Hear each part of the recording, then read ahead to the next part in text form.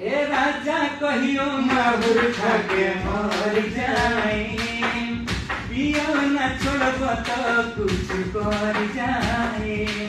ए राजा कहियो माहुर खाके मर जाए, पियो न छोड़ब तो कुछ कर जाए।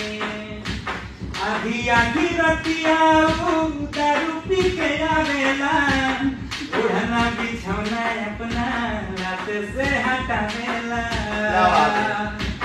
आधी आधी रतिया दारू पी के आवेला, ओढ़ना बिछौना अपना रात से हटावेला।